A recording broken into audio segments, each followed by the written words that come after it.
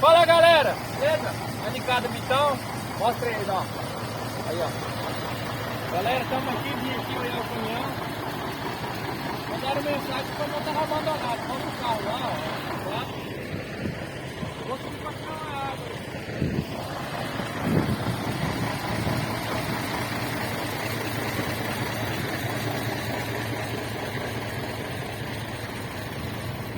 Eita, fica! Nossa, vai! Esse cara pulou, tá sem ar.